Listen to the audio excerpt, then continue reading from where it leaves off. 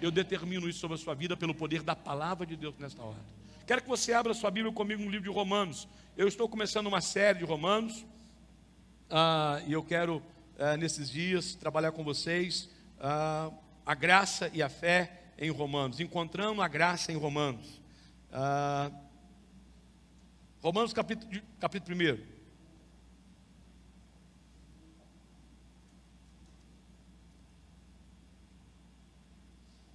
O nosso tema de hoje, diga comigo assim: uma identidade e uma missão. Mais uma vez, uma identidade e uma missão. Essas duas coisas talvez sejam as coisas mais importantes na vida de um homem. É possível que alguns de vocês tenham conhecido ou até sejam alguém que nasceu, por exemplo, na década de 70, né? Da década de 70 para trás, depois da década de 70 houve uma mudança nisso aí. Eu conheço muitas pessoas desse jeito, que traziam na certidão de nascimento apenas o nome da mãe. Alguém conhece alguém assim? Só para não ficar eu aqui parecendo eu sendo velhinho. Não precisa ser você não. Alguém conhece alguém que tem na certidão só o nome da mãe, não tem o nome do pai? Alguém conhece? Então, muito bom. Você sabe o que eu estou dizendo. Eu não sei o que é isso, porque eu tenho pais e mães registrados, avós, bisavós. Eu tenho uma árvore genealógica toda completa. Graças a Deus, nas minhas descendências que me antecederam, não existe um caso de divórcio. Vocês acreditam nisso? Na família do meu não existe caso de divórcio. Então a nossa árvore genealógica ela é completa, ela é muito bem formada. Então eu não sei bem, né, o que é essa questão, mas eu conheci muitas pessoas. E uma das coisas que talvez possa ser pior na vida de alguém é ele não saber quem é o seu pai. Ou você já imaginou alguém que não tem uma certidão para dizer nem quem é a sua mãe ou nem quem é seu pai? E muitas pessoas que eu encontrei na vida tinham uma certa crise de identidade pela ausência do nome do pai. E ainda que não se buscasse as benécias do pai ou a riqueza do pai, eles desejavam ao menos ter o nome do pai. Irmãos, é muito ruim alguém que tem uma crise de identidade, que não pode dizer quem é, que não sabe quem é o seu pai, que não sabe quem é seus avós. Mas eu digo para vocês que existem muitas pessoas que têm tudo completo de nome de pai e de avô para trás, mas têm ainda uma crise de identidade.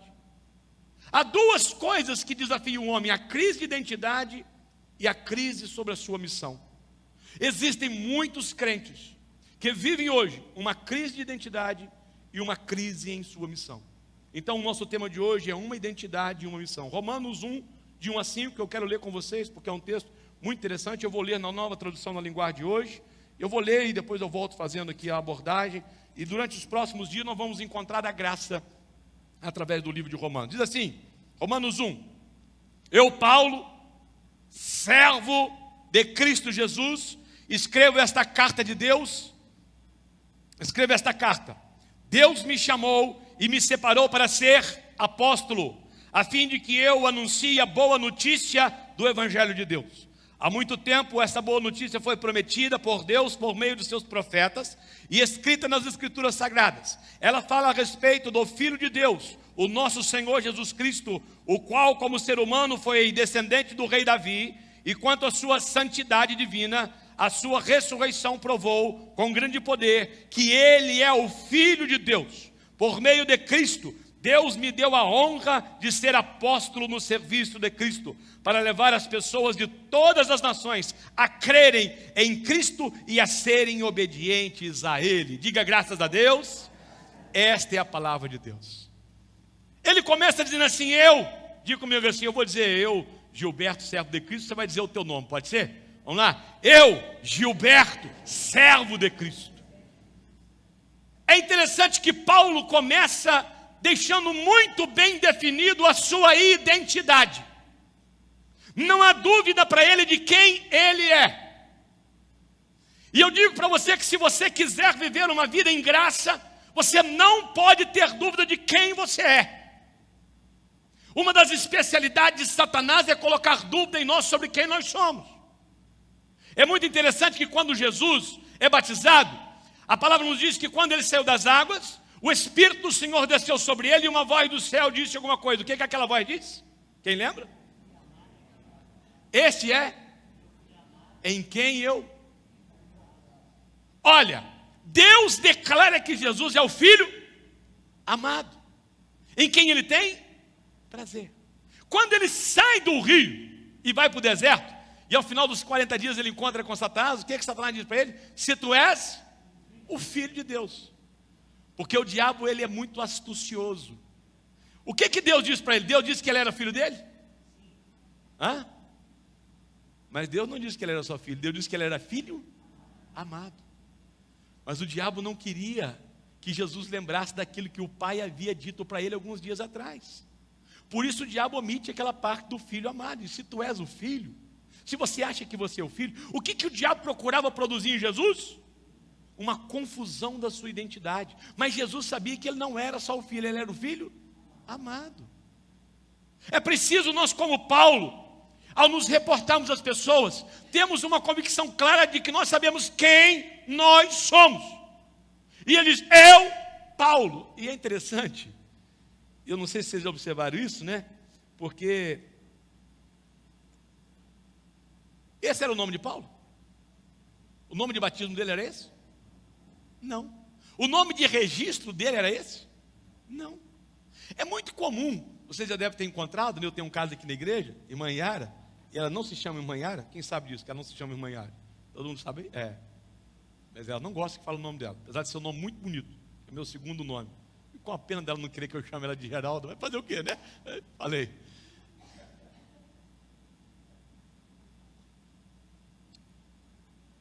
É muito interessante como que Saulo, como Paulo, entendeu que ele não era mais Saulo.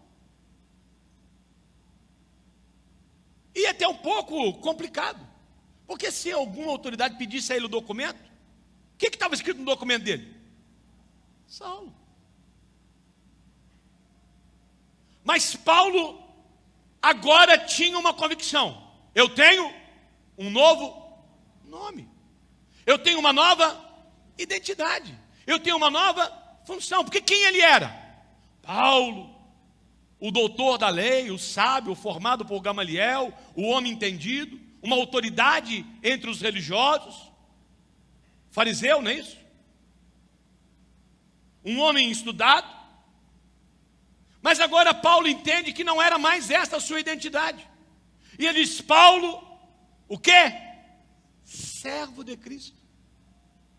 Há uma clara condição na nossa vida e uma necessidade para resolver essa crise de identidade nossa, de nos identificarmos sobre quem nós verdadeiramente somos. Ah, eu sou o pastor Gilberto. Que pastor Gilberto, cara? Você é o Gilberto. Esse negócio de pastor foi um negócio que arrumaram para você aí, mas e tal. Tem um monte de pastor, mas tudo é igual, é presbítero, é pastor, é diácono.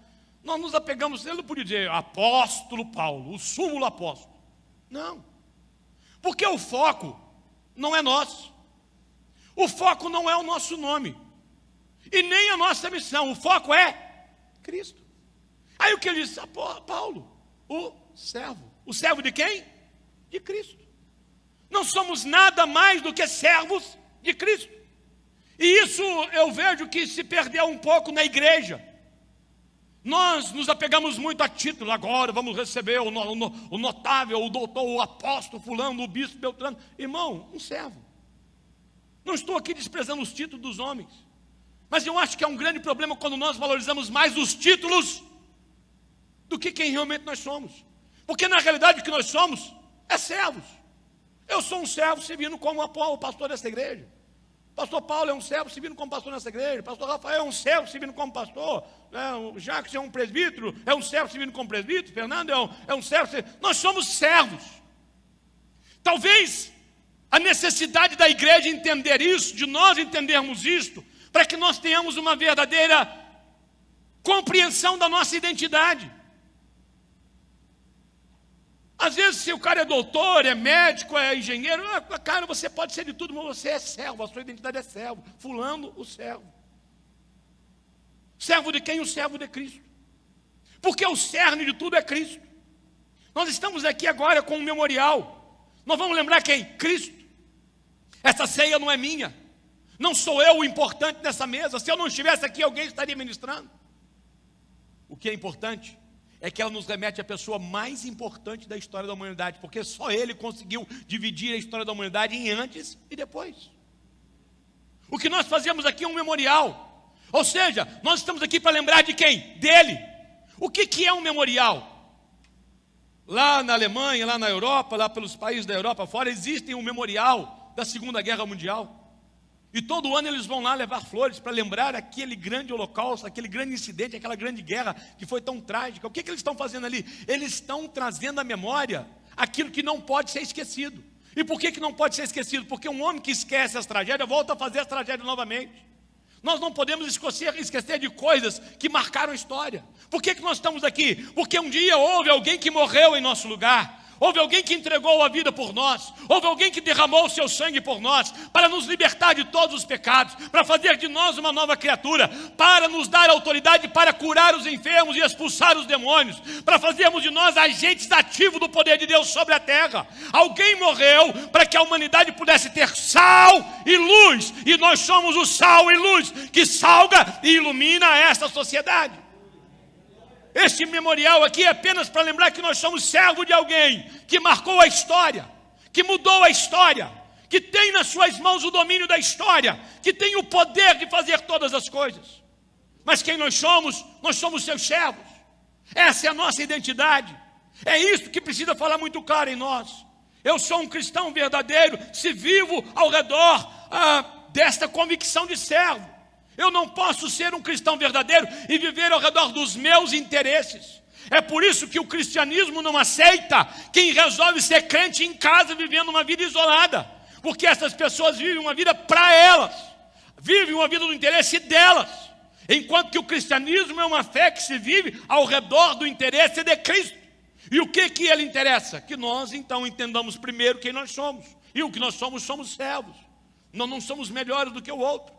Nós não estamos em um grau de superioridade. Aliás, isso é muito complicado, porque quando nós chegarmos no céu, nós vamos ter muita surpresa. Muita gente que aqui foi muita coisa, lá não vai ser quase nada. E muita gente que aqui a gente achou que não foi nada, lá vai ser quase tudo.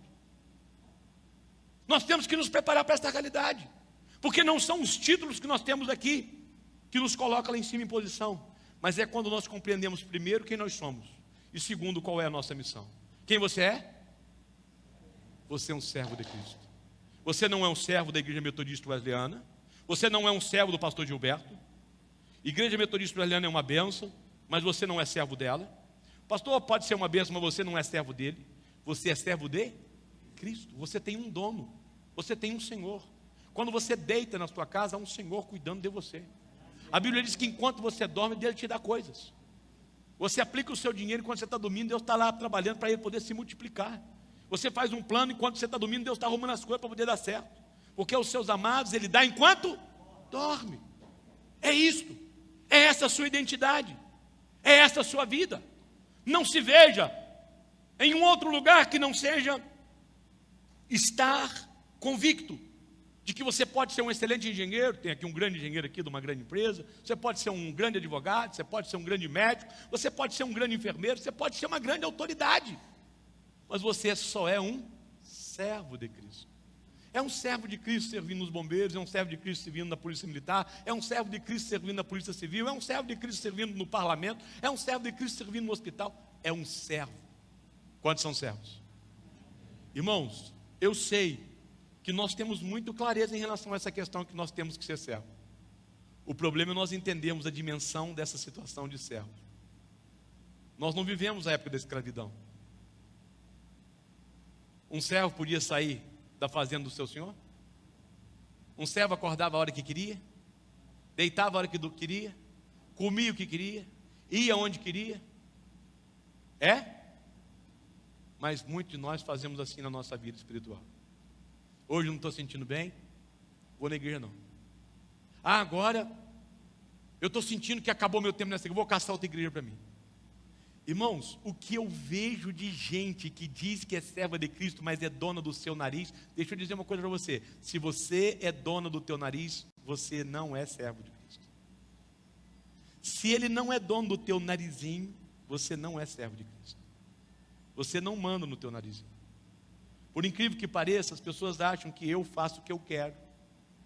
Muitos acham que eu tomo as decisões que eu quero. Muitos acham que eu posso fazer o que eu quero. Muitas vezes dizem, pastor, o senhor já devia ter feito. Muitos acham. Mas eu sempre tive uma convicção de que eu não posso fazer nada. Não consigo fazer nada. E não tenho o poder de fazer nada, se Ele não determinar como deve ser feito. Como deve realizar. Às vezes você já pode ter me criticado algumas vezes por coisas que eu fiz ou que eu não fiz. Se eu não fiz, você pode ter certeza porque eu não tive uma clareza de Deus para poder fazer. Se eu fiz debaixo de uma convicção muito grande de que Deus me levou a fazer. Há duas coisas que dirigem a minha vida. Uma convicção clara de que Deus está comigo e a minha fé em Jesus Cristo. Às vezes eu não tenho a convicção do que fazer. E aí eu busco dele até que ele me dê clareza sobre o que fazer. Então, se você é servo, você não é dono do seu nariz. Você não pode determinar aonde você vai, como você vai, o que você faz, se faz. Você precisa ouvir o que ele tem a dizer para você todos os dias. E isso talvez seja a coisa mais difícil na vida de um servo. Ouvir com voz atenta tudo o que ele está me dizendo. Olha o que continua dizendo no versículo, aí o primeiro. Deus me chamou e me separou para ser o quê? Para ser? Como é que está aí? Põe lá para mim o versículo primeiro. Deus me chamou, me separou para ser. Irmãos, olha que 3 palavras interessantes que se você compreender isso aqui, agora você vai compreender. Então, já que você compreendeu a sua identidade de servo, você agora precisa entender a sua missão. E aí Paulo diz assim, Deus, o que Deus fez primeiro? O que ele fez? Chamou. Quem lembra do dia em que Jesus te chamou? Quem lembra? Aonde você estava? O que você fazia? Quando você sentiu uma voz muito forte dentro de ti, abrindo o seu coração. Quem lembra? Quem não lembra? Deixa eu ver aí. Eu tinha 12 anos de idade quando eu ouvi o chamado dele na minha vida. Eu sei onde eu estava. Nunca perdi aquela imagem da minha vida. Eu estava sobre uma bicicleta, numa rua de terra. Deus nos chama. A Bíblia diz que ele passou num lugar, alguém estava cobrando os impostos, ele diz, vem. Alguém estava jogando a rede, ele diz, larga as redes, vem atrás de mim. E eu vou fazer de vocês pescadores de homens. A primeira coisa que Deus faz nas nossas vidas, que esse Senhor faz na nossa vida, quando nós reconhecemos que Ele nos chama. E isso vai começando a dar para nós um sentido da nossa missão. Porque como é ruim alguém que não tem com clareza a sua identidade, pior é um crente que não sabe qual é a sua missão. Então eu quero dizer uma coisa para você, para mim, se você está hoje aqui ou em casa ouvindo essa mensagem, você recebeu um chamado um dia na sua vida. Ou quem sabe hoje Ele está te chamando. Hoje Ele te trouxe a este lugar ou a esta rede para que você ouça a voz dEle. Vinde, vem comigo. E como aqueles que no passado largaram tudo, você opta em ouvir este chamado. Porque Deus me chamou. E aí ele continua dizendo, depois do que Ele fez, Ele me separou. E esta palavra separou, ela é utilizada em muitos lugares, muitas vezes em interpretações gregas, para dizer, me santificou. Separar e santificar é a mesma coisa. Quando nós estamos falando aqui, eu estou santificando uma oferta à minha vida profissional, significa que eu estou separando uma oferta para abençoar a minha vida profissional. Esse termo santificar e separar no grego é a mesma palavra. É isso que significa santificar, separar. Então, primeiro Ele nos chama, e aí nós ouvimos a sua voz. E em seguida o que Ele faz? Ele nos separa, Ele nos santifica, Ele tira a gente do meio, Ele vem nos levar agora para uma obra dEle. E Ele começa a trabalhar em nós para mudar em nós muitas coisas. Nós agora somos um povo separado. É por isso que nós não fazemos muitas coisas que as pessoas do mundo fazem. É por isso que nós temos um estilo diferente das vidas que estão no mundo. Não é porque nós somos melhores, não é porque nós somos os bonitões, é porque Ele nos separou daqueles que estavam perdidos. Ele nos separou de um povo, Ele fez para si um povo santo, um povo separado. Então eu quero dizer para você que primeiro Ele te chama, você descobre essa identidade e Ele te separa. E o que você está vivendo nesses dias é um tempo de separação. Deus está santificando a sua vida. Deus está te tornando cada dia um homem mais puro, uma mulher mais pura. Ele está investindo em ti. Você pode ter certeza que nos próximos tempos você será muito mais santo do que você é hoje, porque Ele vai continuar te separando, Ele vai continuar te abençoando, Ele vai te continuar a levar um nível de conhecimento, de relacionamento maior com Ele, até que você esteja completamente cheio dEle, para que você possa chegar no final e Ele dizer: então Ele me chamou, me separou para ser um apóstolo. E o que é o nome apóstolo? O que significa a palavra apóstolo? Um enviado. Não é aquele que vai ser o meu chefe. Ah, pastor, Deus está me chamando para apostolado, quero saber que dia que eu tomo posse aí do poder aí da chefia. Não é isso. Nós confundimos muito os títulos. Nós nos enrolamos muito nos títulos.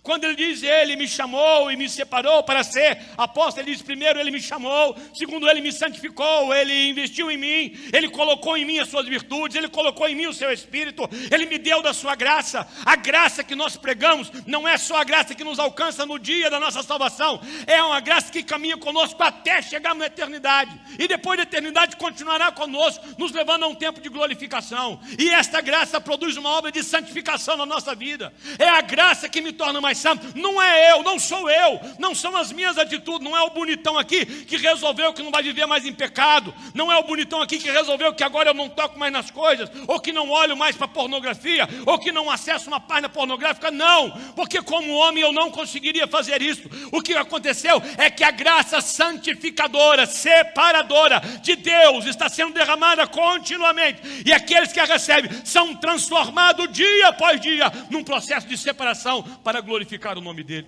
E é isso que Paulo está dizendo: eu me sinto separado, eu me sinto santificado, eu sinto que Ele está investindo em mim. Você precisa sentir isso todos os dias. Você tem que ter uma convicção de que Ele está trabalhando em ti, que Ele está mudando a sua natureza. Quantas vezes você tentou deixar o pecado e voltou a Ele? Sabe por quê?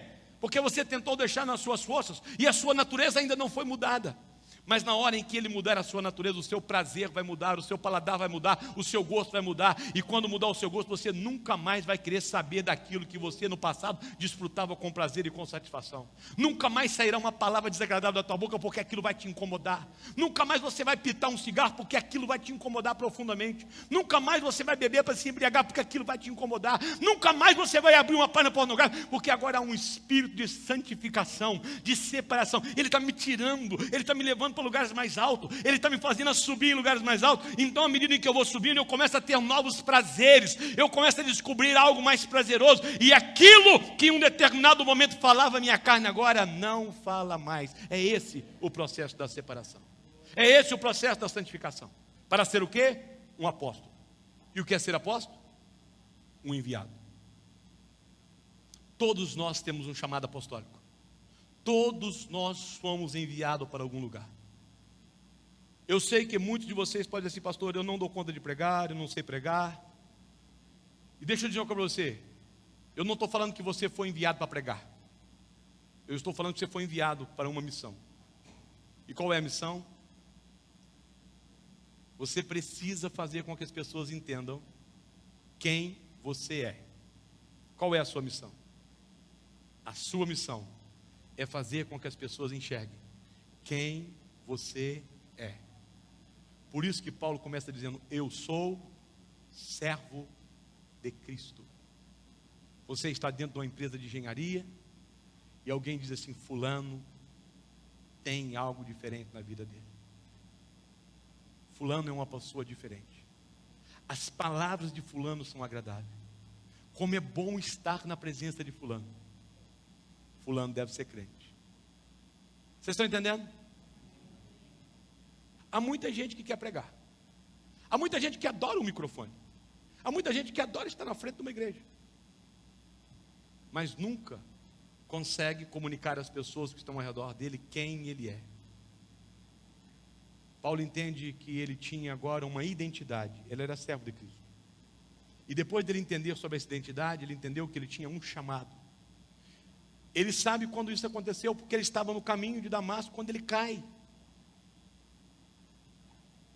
Quando ele está naquele caminho, ele cai, e ele sabe que foi chamado, ele ouviu uma voz. E ele diz: aquele que me chamou, me separou. Para quê? Para que eu fosse um enviado, para que todos reconhecessem que eu sou servo de Cristo. Eu quero ler para vocês a parte final daqueles últimos versículos, do 2 até o 5. Há muito tempo, esta boa notícia foi prometida por Deus, por meio dos profetas e dos escritores sagrados. Ela fala a respeito do Filho de Deus, o nosso Senhor Jesus Cristo, o qual, como ser humano, foi descendente de Davi. E quanto à sua santidade divina, a sua ressurreição provou, com grande poder, que Ele é o Filho de Deus. Por meio de Cristo, Deus me deu a honra de ser o apóstolo, o enviado, no serviço de Cristo, para levar as pessoas de todas as nações a crerem em Cristo e a serem obedientes a Ele. Paulo entendeu quem ele era e qual era a missão dele. Cadê o pessoal do louvor? Está aí? Pode pegar um e-mail.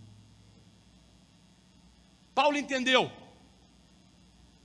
quem ele era e qual era a sua missão. Deus me deu a honra de ser apóstolo no serviço de Cristo para levar as pessoas de todas as nações a crerem. A crerem em quem? A crerem em quem? Em Cristo. E a serem obedientes a Cristo. Presta atenção no que eu vou dizer para vocês, que eu vou encerrar com essa fala. Eu estou servindo a igreja do Senhor já há quase 40 anos. Vi muitas pessoas se converterem, se desviarem e abandonar a igreja nesses 40 anos. Eu não tenho dúvida de que o que levou essas pessoas a deixarem a igreja foi o desconhecimento da missão delas. Se existe um problema muito grave naqueles que têm um problema na identificação da sua identidade, pior ainda é quando as pessoas não sabem qual é a sua missão. A maioria das pessoas que eu vi saindo da igreja, nesses quase 40 anos, saíram porque elas não compreenderam qual era a sua missão. Vocês sabem o que acontece com um crente quando ele não compreende a sua missão? Ele tem um vazio. Assim como quem não compreende a sua identidade também tem um vazio existencial. Quando um crente não entende a sua missão, há um vazio dentro dele. E muitas vezes nós tentamos preencher esse vazio com algumas coisas. Pode ser com consumismo, pode ser com ativismo, com muito trabalho, e muitos até com religiosidade, porque a religiosidade por um tempo pode preencher esse vazio, mas não preencherá por toda a vida. Pessoas que são chamadas por Jesus, mas que não conseguem entender qual é a sua missão, elas começam a ter um vazio dentro delas. E aí elas começam a querer preencher esse vazio. Elas dizem, bom, então é o seguinte, eu estou sentindo um vazio. Se Deus me abençoar, que eu consiga comprar um carro próprio, um carro melhor do que aquele, eu vou estar abençoado, vou estar feliz. E aí Deus abençoa. Ela vem, faz campanha, vai na igreja lá, 7 semanas, aí abençoa, vem o carro. Só que um carro novo tem alegria de ser novo por algum tempo, depois ele já não é mais o carro novo. Aí aquela pessoa começa a sentir um novo vazio existencial, diz, agora é minha casa, eu preciso de uma casa, eu quero o meu apartamento. E ela começa, e ela faz de tudo, e aí ela vem em todas as campanhas, e aí ela faz mais campanha e Deus abençoa. E aí no primeiro momento ela se sente muito feliz, aquilo preencheu. Mas aquilo preenche equivocadamente, porque não é essa a sua missão não é ter um carro, a sua missão não é ter um apartamento. E aí depois que passa um tempo, aquele buraco volta, porque a alegria do apartamento foi embora. Agora eu quero ter uma cobertura. E depois que tiver a cobertura, agora eu quero ter uma casa de praia. Coitado do cara, se o cara não for bom, ele está mais ou menos enrolado. Às vezes, dentro da igreja, ela pega um outro rumo. O dia que o pastor me separar para ser diácono, eu vou ser o cara mais feliz da igreja. Aí eu vou cair na besteira de separar você para ser diácono, que não tinha chamado nem para poder ser pré-diácono. E aí você fica feliz um tempo. Aí você diz, mas bom mesmo é sentar lá, né?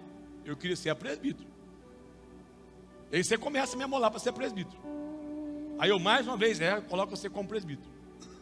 Aí depois de um tempo de presbítero, aí pastor, recebe, né? Presbítero não recebe. Seria feliz mesmo se eu fosse um presbítero, um pastor. Aí eu mais uma vez, que vivo me equivocando, dou um jeitinho de consagrar você, pastor. Aí você diz, é feliz mesmo você o dia que eu for bispo desse negócio. Sabe o que é isso? Há um desconhecimento da missão. Sabe quando é que essa pessoa vai se realizar? Nunca. Porque o dia que ela chegar a bispo, ela diz, que não tem jeito, nós criamos aqui um cargo de papa. Só existe uma coisa que produz uma verdadeira alegria na vida do homem, quando ele entende que ele realizou a sua missão. Vocês sabem que eu viajo muito.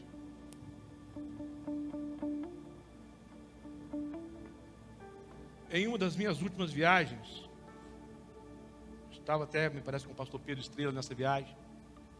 Nós fomos para Porto Velho. Me bateu no meu coração um peso daquele avião. Eu disse, Senhor, mais uma viagem. Mais um povo que vai me ouvir. E se o Senhor não me usar para falar com esse povo? Tantos quilômetros, tanto dinheiro. Se o Senhor não me usar? E se o Senhor não falar nada com eles?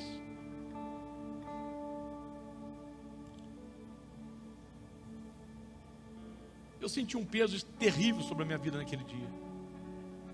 Porque muitas vezes, irmãos, a gente sai para fazer uma coisa e a gente acha, não, vou fazer e tal. Deus... Presta atenção. Se Deus não for contigo, se não for o propósito de Deus, se não for a missão, você vai gastar tempo, vai gastar dinheiro, tempo dos outros, e não vai dar em nada. Não há nada que vai lhe trazer alegria completa, se não você entender que você é servo de Cristo, e que você tem uma grande missão para fazer. E a missão é como diz Paulo: por meio de Cristo, Deus me deu a honra de ser apóstolo, no serviço de Cristo, para levar as pessoas de todas as nações a crerem que Jesus Cristo, que Cristo é, a crerem em Cristo e a serem obedientes a Ele. Qual é a sua missão? Você é um apóstolo onde você está. Há milhares de pessoas ao nosso redor que estão desesperadas, sem esperança, com medo. Há pessoas que estão passando por um movimento terrível. Nós somos a voz da esperança nesse tempo. Vamos ficar de pé.